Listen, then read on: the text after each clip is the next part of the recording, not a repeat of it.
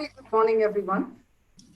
I'm Sarvar Kala, and it is my pleasure to welcome you to the first session of Birds in Culture. Birds in Culture is a new webinar series that seeks to explore the representation of birds across different art forms.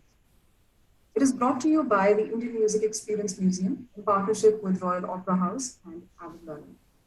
The series is part of the larger programming around the Indian Music Experience's latest exhibition, Birdsong, that explores the science of bird vocalizations and the influence of avians in music and culture. Our speaker for today is art historian, writer, and curator, Dr. Giles. Welcome, Dr. Giles. Thank you very much. He will be talking to us about the paintings of Indian birds commissioned by the East India Company between the late 18th and early 19th century. These paintings are not only incredibly detailed, but they also illustrate the stylistic evolution of company paintings through a single theme. Before we begin, I would like to thank Delhi Art Gallery, who are our partners for today's session.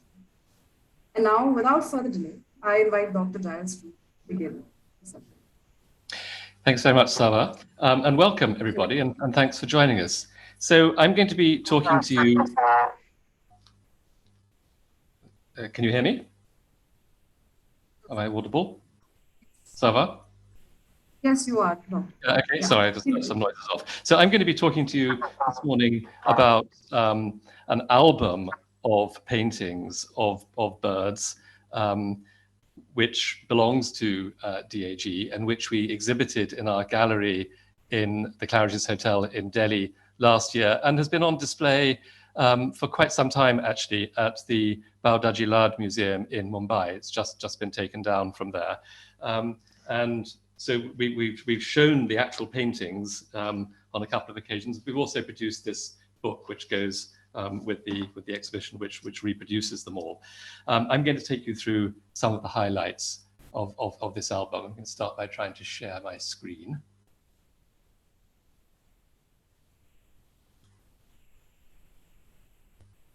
Here we go. So these are examples of what art historians refer to as company painting. And I'm going to start briefly by explaining that term because there's sometimes a little bit of confusion around it. Company painting is a term used to refer to paintings made by Indian artists working for European, particularly British patrons around the end of the 18th century into the first decades of the 19th century. So what happened is that court artists, most painting of that period, Indian painting of that period, of course, is produced in India's multifarious courts, ruled by Maharajas and Nawabs and so on. And some of these artists found new patronage among Europeans who were interested in different sorts of subjects. So there is usually a bit of a distinction between company painting and contemporary court painting because there's a focus on different kinds of things. Obviously, court painting tends to focus on images of the court itself, of the Nawab, of the Maharaja, and whatever they're doing, or idealized representations of courtly life, or religious subjects. Company painting tends to be rather more scientific in approach, in the sense that it's reflecting European inquiry into India, so that typically you get images that are ethnographic, representing Indian people by type, or by caste, or by profession. But among the most interesting kinds of company painting, I think, are the natural history images, images of botanical studies, for example, but also birds and animals.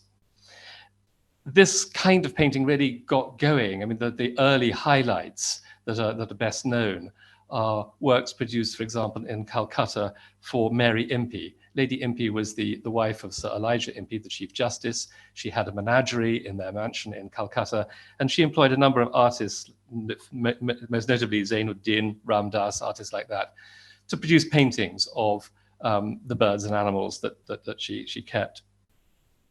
Meanwhile, in Lucknow, the famous French-Swiss adventurer Claude Mata, again, employed Lucknow court artists to represent plants particularly, but also some animals. So patrons like this, they imported European paper and European pigments and gave them to the artist. So the range of their materials are also changing as well as the subject matter. And what we have, and I've given you one example on the screen, this magnificent image of the spot-billed pelican, is a series, it's an album of 99 images of birds. And although birds do feature quite a lot in company painting, I had never seen such a large collection exclusively devoted to birds as this album. We're not sure exactly who put it together, sadly. I mean, unlike in the case of Mary Impey, where we know the name of both of the patron and of the artists in many cases, these paintings are not signed by the artists. I can only speculate about even about the patron. We can work out a certain amount because the paper is British made. It's made by a European manufacturer, so it's got watermarks in it, and these date the paper. And many of the watermarks date from the late 1790s. So obviously the paintings must be just a little bit after that. I mean, the patron is importing paper from Britain and handing it to the artist. So it must be, obviously the paintings must date from later than the paper was made. So let's give a start date of around 1800. And you'll see as you go that some of the paintings, the inscriptions actually date the paintings, and the latest dates are 1804. So the collection seems to have been put together between 1800 and 1804. So that's quite a sort of narrow window for the date. Where was it produced? Well, again, I'm going to speculate here and say most likely Calcutta. If you look at this image of a pelican, for example, the inscription at the bottom right, it says, known all over Bengal and Bihar. Well, the spot-billed or grey pelican is actually found patchily all over the subcontinent. But you would say all over Bengal and Bihar if you yourself were based in Calcutta and Bengal and Bihar was the area, as it were, of your own mobility. I mean, if that's the bit that you know and you don't know the rest of India, then that's what you would say. And so for that reason, and for other reasons as well, some of the birds, we'll see, are hill birds. I suspect that the patron is based in Calcutta and has access to Bengal, Bihar, and the foothills of the Himalaya. So let me show you some of the birds, and as I go, I want to talk about some of the kinds of issues and why they would be interested in particular birds. So I've grouped them not as the original patron grouped them. They seem to be almost randomly put together. They're numbered, but the sequence didn't really seem to me to make any logical sense. So I grouped them in the exhibition and in the book, more or less as they would be grouped in a modern handbook, a modern field guide, an ornithologist's field guide. So I'm going to start with some raptors who often come near the beginning of a bird book and show you this wonderfully detailed image of a peregrine falcon to begin with. With perfectly delineated markings of the peregrine. It's not actually identified by the patron as a peregrine, and there are issues here about identification. The patron obviously is commissioning these works, but there are a number of inscriptions where, in different hands, actually, different stages, I think, people have tried to identify them. And as you see, this one is simply labeled a hawk, which is sort of a bit generic. Sometimes there are other inscriptions on the back. This one actually just says, rather unhelpfully on the back, a hawk, which I do not know. I've identified it as the peregrine on the basis of comparing the markings, as I say, with images in a modern field guide. It has helped me in this work that I have been a lifelong, keen, if very amateur bird watcher. So many of the birds I knew already and knew instantly. But the errors, and I think they're interesting errors, I'm not mentioning them to trip the patron up. I mean, I think that it's interesting that sometimes they really don't know what the images are of. And that relates to the state of scientific knowledge at the time, of Western scientific knowledge in India at the time. Another raptor is this northern goshawk, where This is a reminder that sometimes birds of prey were kept and trained for the hunt. And you can certainly train a goshawk to hunt. And this one, the inscription is in pencil, which is rather faint in the bottom right-hand corner. I don't know if you can make it out, but it says that the bird is the property of W.H. Fleming, Esquire, and previously of somebody else based in Gorakhpur.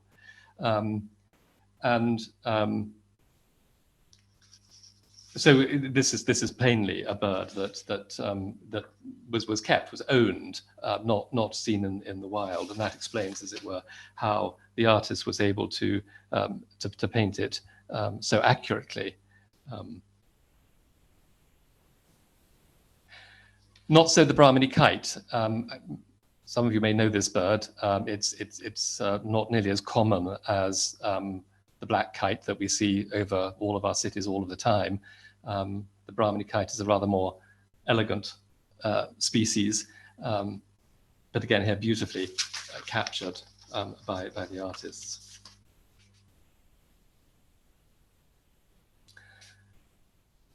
And again, it should be a very familiar bird to any of you who are keen amateur bird watchers, the spotted owlet.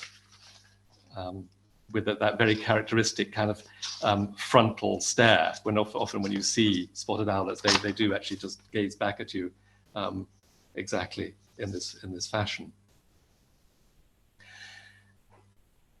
So moving from the hunters to the hunted, obviously that's going to be another category of bird that a patron might be interested in. I keep referring to him as the patron. So the name that we have on the album is Cunningham Graham. There are two signatures on the flyleaf of the album with the name Cunningham Graham, which is the name of a small, rather distinguished Scottish family. I can't be sure that the original patron was a Cunningham Graham. Of course, that's quite possible, and certainly the flyleaf and the binding itself date from a later period than 1800. They weren't originally bound together. So the hunted include a standard partridge, chuka.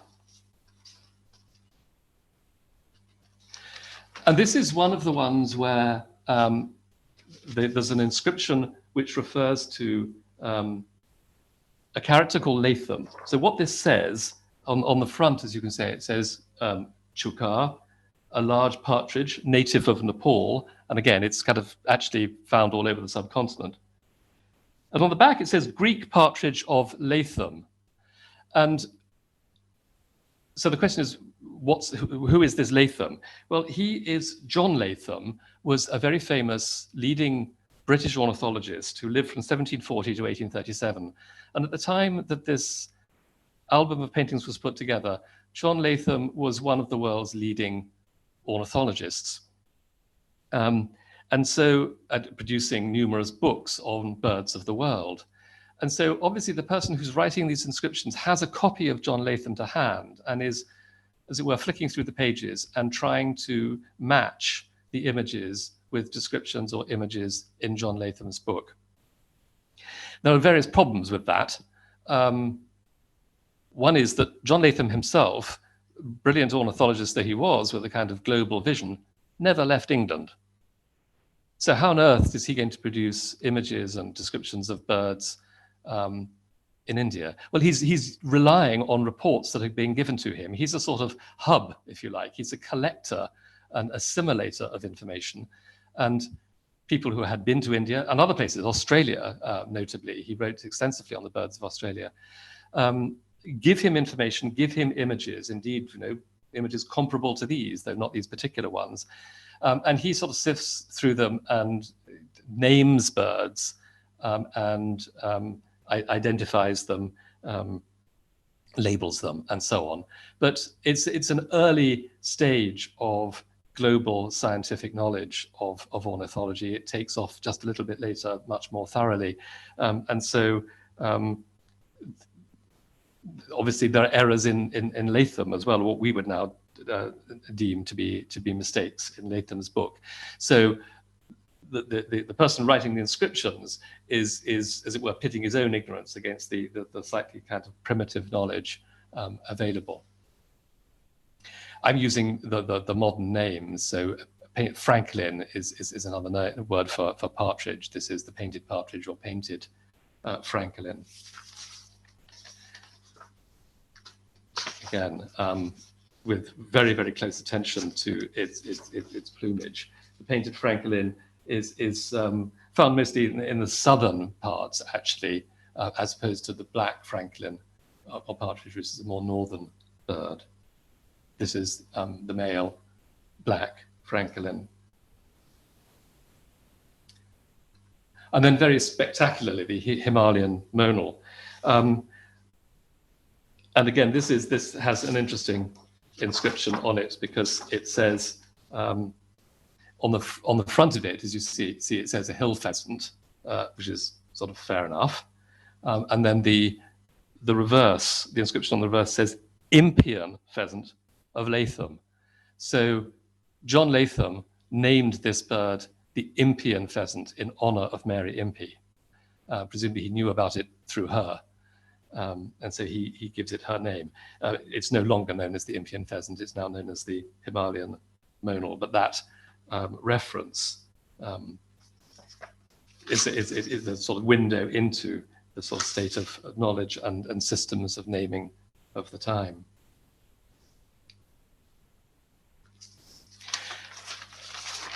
Next comes a rather unusual group, which there's quite a number of these, actually. I've just selected 4 to show you, but there are more like 14 of them. Images of waders, of birds that you find on the waterfront, either in coastal regions or on inland waters. And it surprised me that one way that the patron and the artist should be interested in these birds. I mean, they omit all of the really magnificent and spectacular water birds. There's no painted storks, there are no ibises and all of the sort of really big, impressive water birds that we see near water bodies. The waders, I mean, unless you're a keen amateur birdwatcher, you'd miss them. They're mostly not very large. They're very well camouflaged against shingle in particular. They move quite quickly. And so, you have to be very patient and just sort of watch them very attentively as they kind of scrabble around on the shore. And they're quite hard to tell apart. And it's almost as though the artists here have taken those distinguishing features and really just hyped them up a little bit in order to give an indication of the differences. So the common redshank does indeed have reddish legs and a reddish part of the beak, which the artist has not exaggerated, but highlighted in this image. In life, it would be rather difficult without binoculars to distinguish a red shank from a green shank. But the paintings do look quite different, again, because the artist has just slightly emphasized the differences. The green shank has greenish rather than reddish legs and has a very slightly up-curved beak. But the rest of the plumage is really very, very similar. And this does actually bring me to another question or problem, if you like, because I mentioned that you'd have difficulty distinguishing them without binoculars. Binoculars were not in use at this time when these images were made. Yes, you could have used a telescope, but birdwatching was a lot harder in the field. And some of the birds that you'll see could have been kept in captivity. Unlikely that anyone would have kept waders in captivity. So these images are based on very, very attentive observation in the field. Now, obviously, there's a history of this in Indian art. I mean, if you think of birds in Mughal painting, for example, from the time of Jahangir onwards, that's from the early 17th century, a good deal earlier than this. So there is a tradition to draw on of attention to natural history in Indian court painting, but here really taken to a sort of apogee, to a level of perfection that I think hadn't been achieved before. This is a more familiar wader, easier to spot because of its very sort of long, gangly, pinkish red legs and whitish front. This is the black wing stilt that's some of you, I hope, will be familiar with.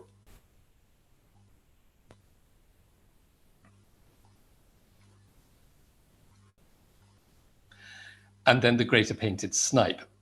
This is actually the female. I like this image for a number of reasons, but particularly because actually the greater painted snipe, usually in the bird world, it is the male that has the more magnificent plumage, important for the male to, you know, attract the female mate in the mating season. But among greater painted snipes, it's the other way around. It's the female who is more strikingly marked with this wonderful coloring on the head and this sort of fantastic eye ring and pattern around the eye. So, as I say, unless you're a committed bird watcher, those well, not the stilt perhaps, but the red shank, the green shank, and the painted snipe might not be familiar, but we've all seen red wattle lapwings, because although it is a kind of wader, it's not restricted to the water shore. We see it all over fields and even in gardens in our cities. It's a very noisy bird with its very distinctive cry. Did he do it? It's often rendered as the phrase, did he do it? But again, so this one is as it were, easier for the artist to have seen, easier for the artist to have observed at close hand. And that goes too for the spotted dove. Again, it's a very well observed image of a very familiar bird, one of the most common of the dove species.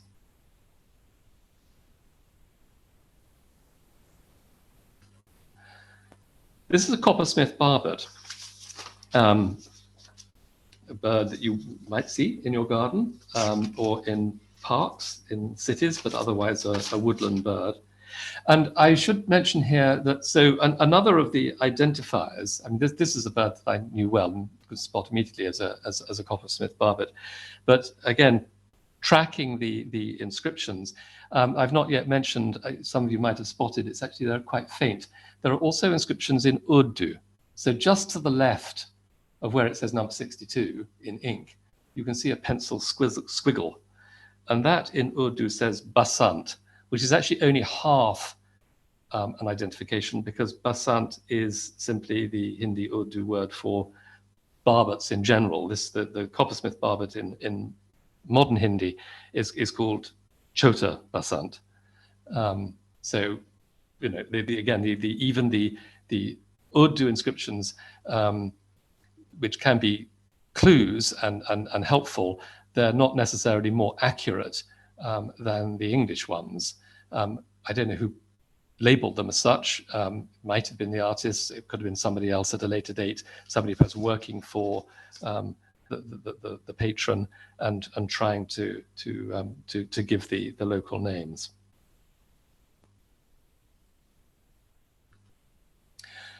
This is very beautiful and very, very familiar bird, the Indian roller, that you will see these days typically over farmland. If you travel by train, you'll spot them on the telephone wires. A very, very widespread resident, also known as the common jay or roller.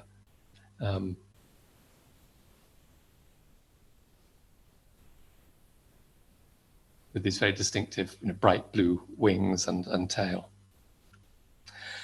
And another blue bird is the what's now called the white-fronted or the white-throated kingfisher, it's now known as. And again, you see that inscription, common all over Bengal, drawn from life, June 1804. So first of all, that tells us that the patron is sitting in Bengal, because otherwise he would know that it's common all over India. And it gives us a terminal date for the album. 1804 is the latest date that appears. So what he's telling us is the artist indeed has observed this bird in nature in June 1804.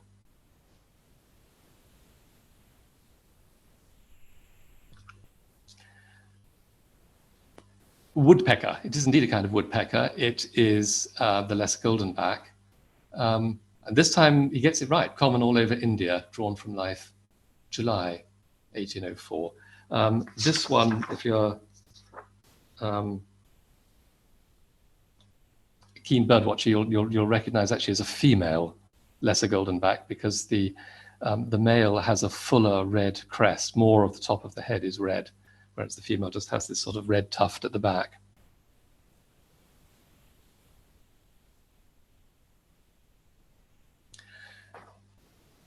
And then the black drongo, again, should be familiar to anyone who goes bird watching. A very acrobatic bird, catches insects in flight, and is brilliant at sort of double backing, cavorting in the air, doubling back on itself in order to catch insects. And this is inscribed on the front, King Crow, which actually is a name that did survive for a while for the drongo, but then also marks it coal, which is a mistake because it's not the same as the coal.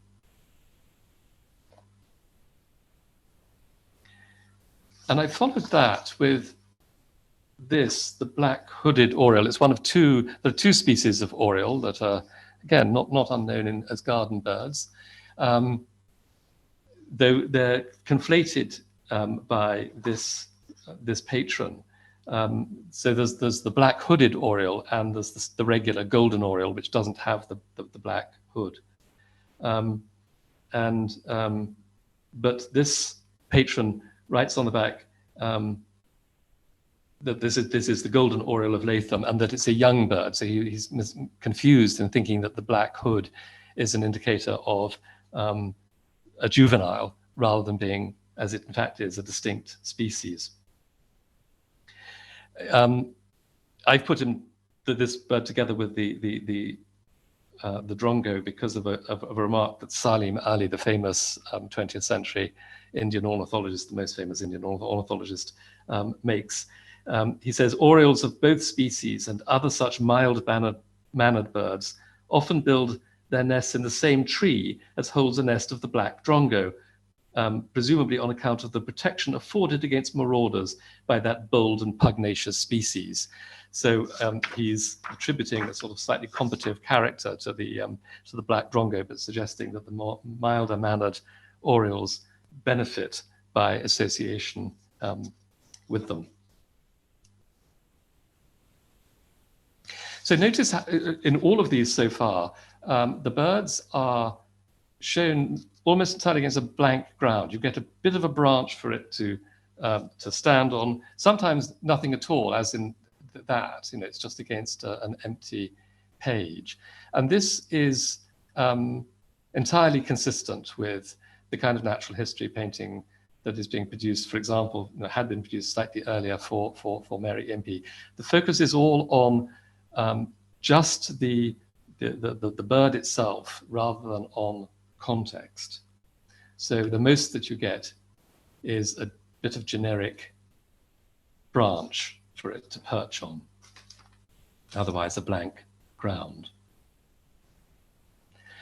Then there's a group of miners, which again, are birds that one might own or that are commonly seen. So this is in fact the common hill miner, a bird called the miner, a native of Nepal. Again, it's not exclusive to Nepal, but that's where this patron might have encountered it, drawn from life in June 1804. So that's a bird also that people trapped and kept as pets. Not so the Brahminy starling, which is one of the more familiar kinds of miner.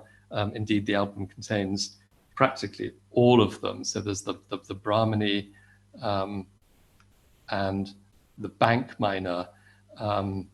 You see bank miners, which are distinguished by the sort of grayish upper parts and the red skin, naked skin around the eye. Typically, today you will find bank miners congregating at expressway toll booths. Quite why they rather than other miners do this, I don't know. But if you want to distinguish a bank mine or any other kind of miner, head to the nearest expressway toll gate. And then there's this, what the inscription says, bird of the species called miner, but of an uncommon color, drawn from life, bird in the possession of Mrs. Master, June 1804. So this was, again, a trapped bird, a kept bird. And obviously what you're looking at is a bird that's partially albino. And the inscription on the back says, comments that this bird has been, quote, turned white by accident. And again, that little phrase gives you a window into the slightly rudimentary nature of scientific knowledge, or the developing state of scientific knowledge. You know, the patron is interested that his friend and neighbor, Mrs. Master, has this unusual miner, and wants his artist to record it. So there's a sort of spirit of inquiry there, but an inadequate grasp of genetics, since clearly albinos are not turned white by accidents. It's a genetic mutation. And so that's just, this is produced at a period when that is not yet fully understood.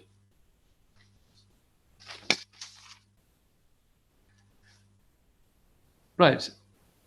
I want to turn now to a number of things where something slightly different is going on. And I wonder actually in these cases whether there are different artists involved. So the majority of them, of the folios in this album, are like those that I've shown you. They focus on an individual bird with very little in the way of context, except perhaps a branch or a stone to stand on.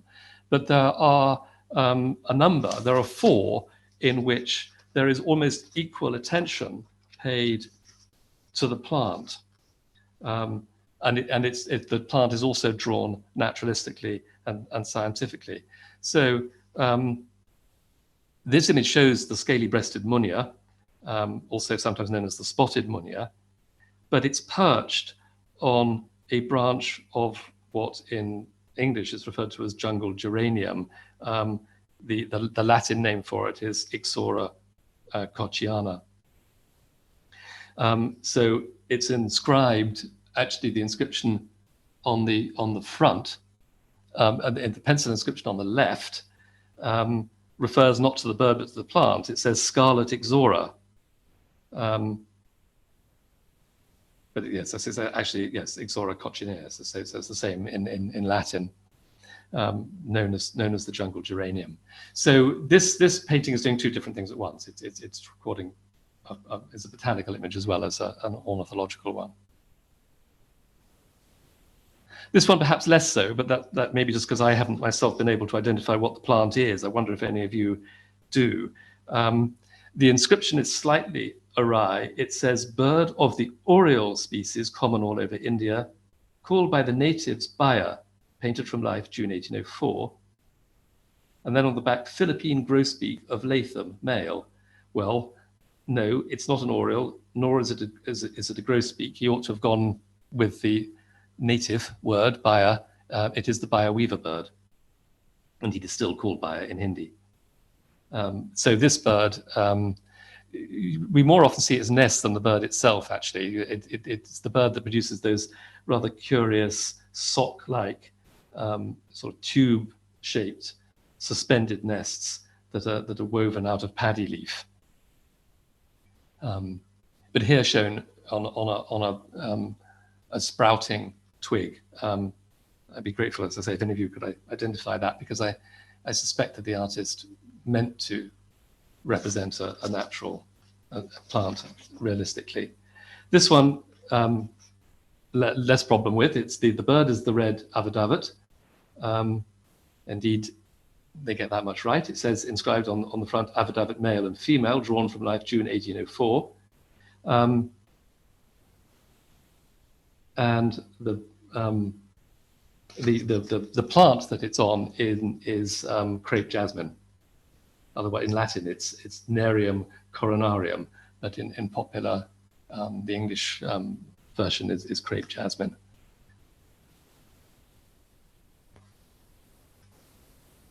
And then the fourth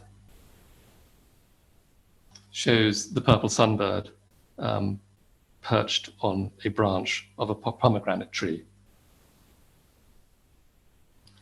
And again, the note is a little inaccurate, but gives an idea of the intention. Species of the hummingbird, drawn from life, 1804, native of Bengal and Bihar, feeds upon flowers with the branch of the pomegranate tree.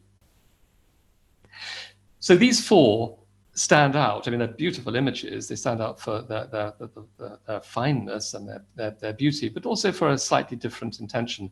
And so this makes me wonder whether, in fact, the patron is collecting them from different sources. The majority of them, he seems to have got together an artist or perhaps a small group of artists. They've agreed on a policy and an approach, and they've produced these images, but then interspersed with them are a number of others which seem to do very slightly different things.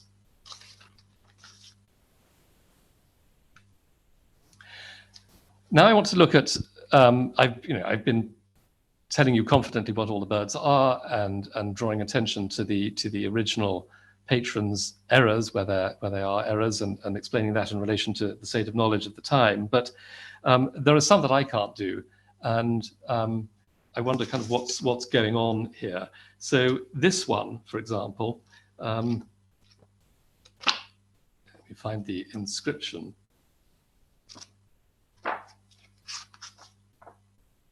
Well, it's rather unhelpfully just inscribed an eagle, and then in pencil, you can't see this, it's on the back, an eagle which I do not know, and then again, fishing eagle. Okay, so I started off with the fishing eagle and compared it with Pallas's fishing eagle. It's not that. And the problem here with coming to an identification is that, yeah, the sort of shape of the bird and the stance of it suggests an eagle, but the coloring, the markings don't correspond to any known species of eagle in India. They're much more like those of a harrier, but a harrier is a much slimmer bird. And so this raises the possibility that while I've been justifiably, I think, praising the artists for being quite extraordinarily accurate in their observations, sometimes they trip up. And I think that there are instances where it becomes unidentifiable, because of a mistake like this, where they've just got the shape of the bird wrong. I think probably the intention was to produce a pallid harrier. A more egregious error is this one, which is just really totally mystifying. So if you turn to the inscription to see what they thought they were doing, the inscription at the bottom that you can see says Lutora. Well, La Torah is the Hindi for a barbet, but this doesn't look like any known barbet. On the back is an inscription saying this bird has the head of a barbet and the feet of a crow. Okay, well, it's got a sort of powerful beak like a barbet, but there is no barbet that's black and red. And so this raises a question that I can't answer. What's going on here? I mean, it's not reasonable to think that this is intended as a sort of fantasy, as a capriccio, as an invented bird, because none of the others are. And it's in all other respects painted like them, with the focus on the bird on the branch. And maybe it's some exotic species that perhaps was kept in somebody's menagerie, that it's a bird from elsewhere, but I've not been able to track this one down. A different kind of intriguing error is represented by this image, which I've identified as an Oriental pied hornbill. That's so the only other bird that's reasonably similar to the Oriental pied. There are a number of different kinds of species of hornbill. The Malabar pied hornbill is very similar to this one, except that this one you find in the north, and the Malabar, as you would guess from its name, is mostly a bird of the south. The Oriental pied hornbill is really distinguished by the patterning on the casque. All the hornbills have this curious protuberance on the top of the beak, known as a casque. And the distinctive pattern of the Oriental pied hornbill is like this. So it's this sort of pale, creamy color with a black mark towards the end of it. So the Malabar is distinguished from all other hornbills, again, by its plumage. So, for example, the grey hornbill, which I'll come to later, which is a familiar bird even in cities like Delhi, is quite different. So too is the more famous great hornbill, which of course is the icon of the Bombay Natural History Society, which has a sort of yellow white neck and a white tail. It's a much bigger bird than this. But the curiosity is that the Oriental pied hornbill does not have the prominent white wing bar that this bird has. In all other respects, this is an Oriental pied hornbill. It's just that it's been given one feature which actually properly belongs to the great hornbill, which is the white wing bar. And so, again, you have to think of the artist making these observations in the field, and it's as though there's just been a confusion, just a misremembering that's brought together features that don't match. And I think the same's happened here with this. I've labeled this a bank miner because it's got the red orbital skin, but the coloring, the brownish upper parts, is that of the common miner. So again, this is a sort of mixed miner. It's half one, half another.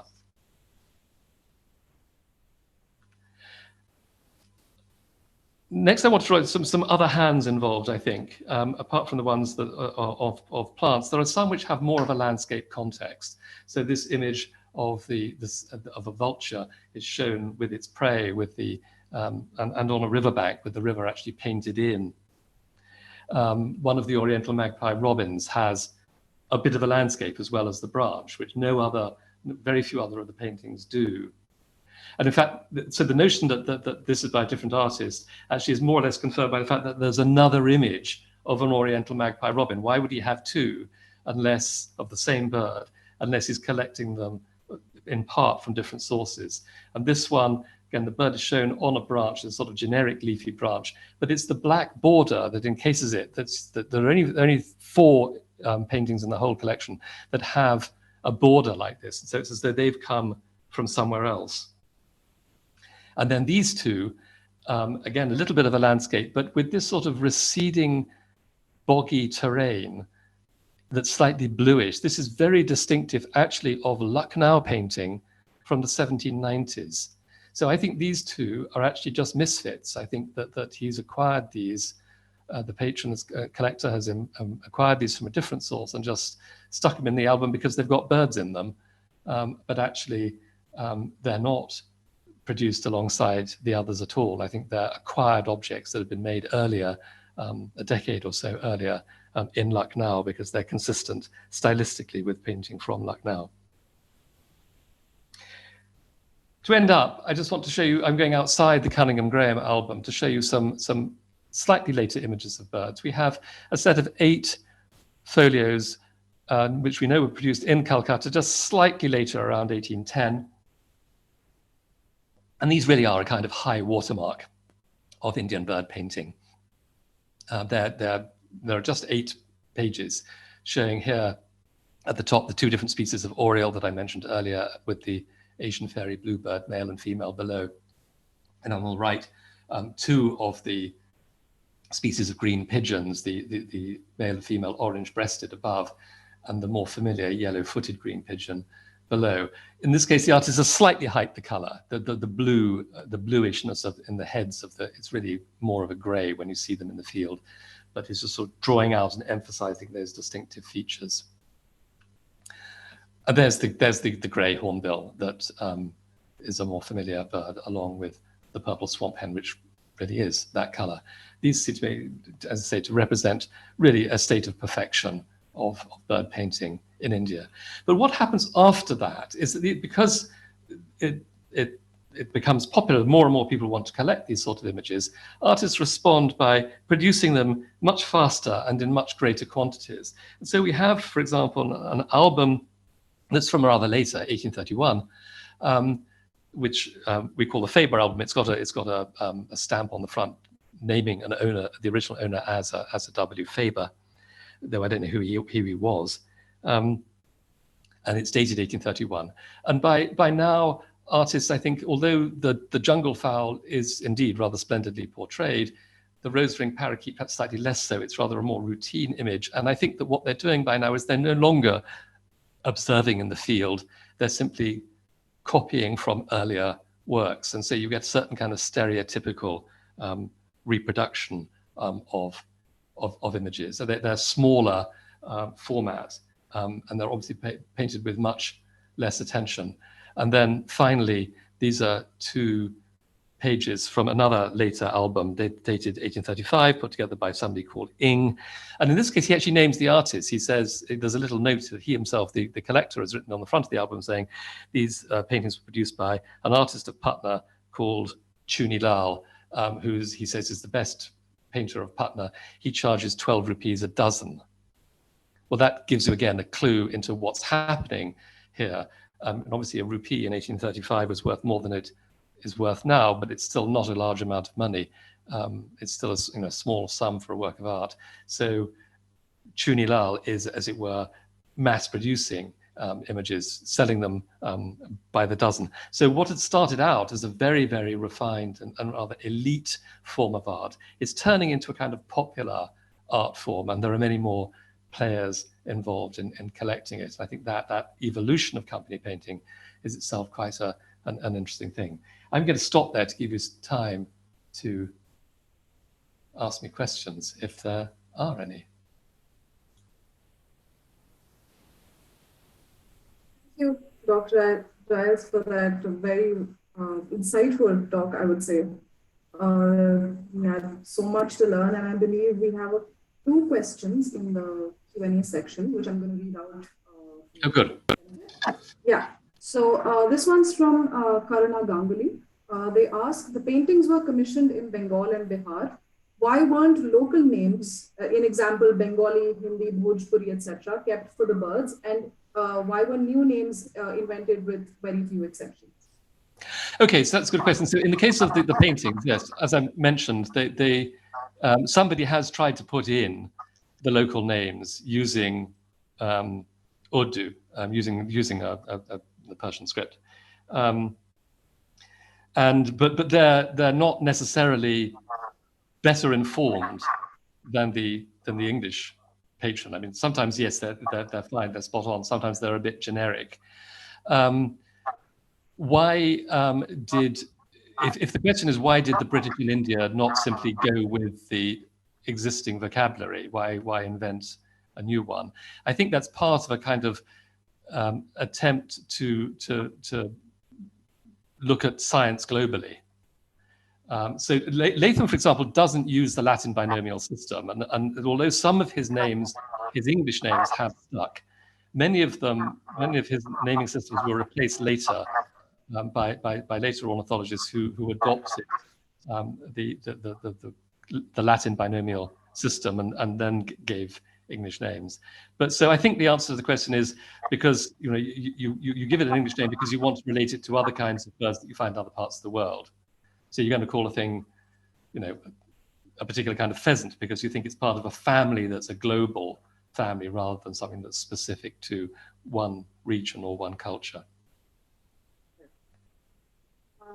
So moving on to the next question. This is from Ms. Radhika. She asks, you talk of the Bengal paintings. What about paintings from other presidencies or from central India? So were there similar, did the East India Company in other parts of India commission studies of birds? Well, wherever you get a strong British presence or other European presence. So yes, and there are very distinct schools of it. The natural history paintings that we have do tend to be associated particularly with Lucknow and with Calcutta, less so with other places. I mean, for example, the Botanical Garden in Calcutta under Roxburgh was a major source of paintings, and again with a strong scientific component. I think that the point that's often missed about botanical paintings is that one of the reasons that a botanist would want a plant species to be painted is not to create what we regard as a work of art, but to create a more accurate record of the plant's color, because the specimen itself, when dried, fades. And so a lot of these paintings were done in duplicate form and were sent to Kew Gardens. Again, Kew is the kind of hub of scientific knowledge that's collecting these things. But there are many other kinds of company paintings besides paintings of birds and paintings of plants. I mentioned briefly at the beginning, a focus on sort of ethnographic images. So you get representations of trades and of castes. You get these typically, well, all over India, but a lot of those, for example, produced in southern India, in Tanjore. And then an important northern later center is Patna. So if any of you are familiar with mica paintings on the mineral, the transparent mineral mica as the surface instead of paper, those are often made in Patna in the 1840s, as late as the 1840s. And they quite often focus on professions, whether it's a bangle seller or a kite seller or whatever, but also on religious festivals, whether it's Durga Puja or Muharram and so on. So it's very much a kind of reflecting a foreign engagement, if you like, with what's going on in India.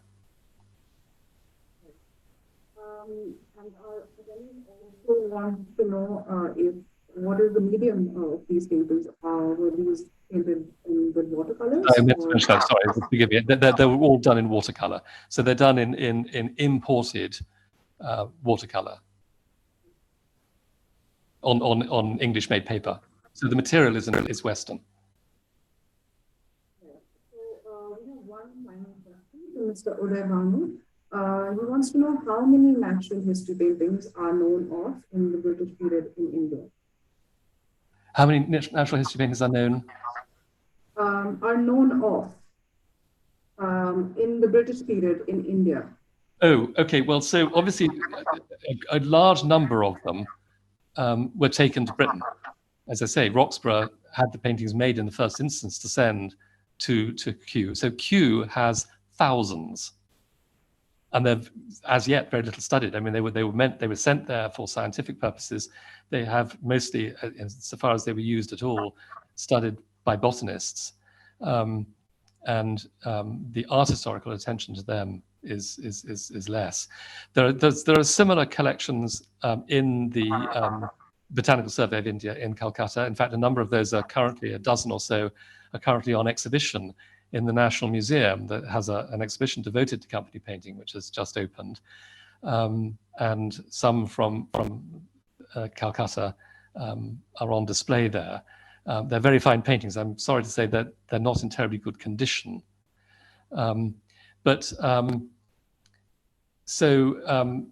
Company paintings, well, the largest collections are in places like the India Office Library, Victoria and Albert Museum. There are collections in Indian museums, including the National Museum, and quite a lot in private collections. So it's a very numerous genre of painting, if you like. Yes, well-populated field. I'd actually like to ask a question. Do we have any information on how these paintings were actually done out in the field? You mentioned that the company hired masters to do these paintings, but were these masters left unsupervised, or were there people from or like ornithologists who were actually accompanying them on the ground and guiding them what is the best way to document these birds?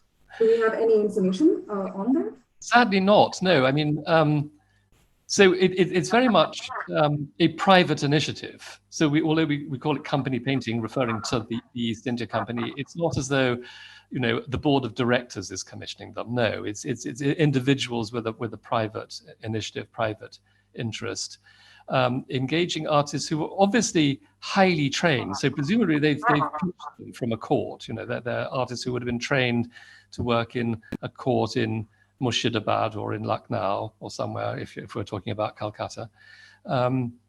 and just redirecting them to a slightly different interest and different methods. I mean, I connected these with, say, Mughal paintings of natural history, but you see the difference that there's a much stronger emphasis on. It's not as if there's no scientific content to Jahangiri painting; that would be absurd. But there's a much a stronger emphasis on that aspect rather than on without the decorative borders and so on that you would get in Mughal painting.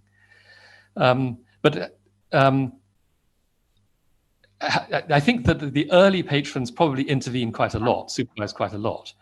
As company painting develops and turns into a popular art form, I think that what happens is that artists are producing collections of paintings and then just offering them.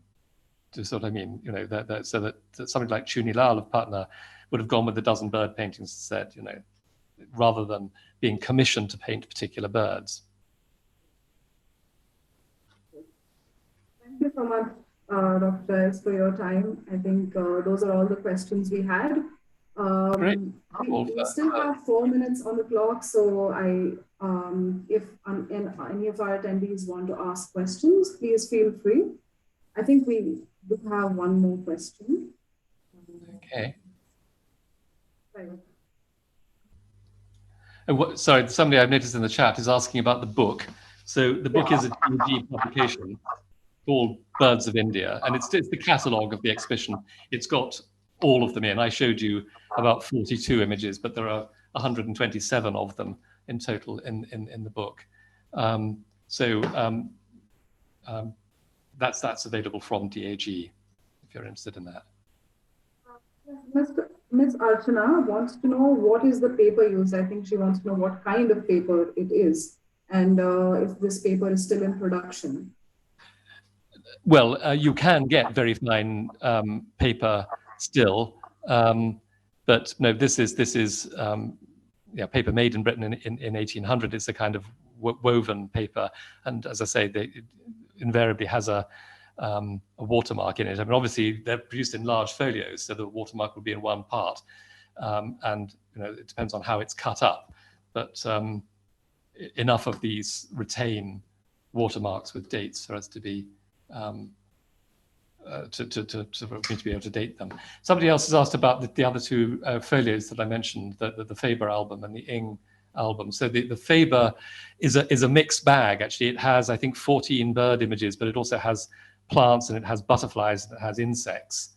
And the Ing album is even more of a hodgepodge. It has castes and professions in it as well, and just about 4 bird paintings by Chuni Lal.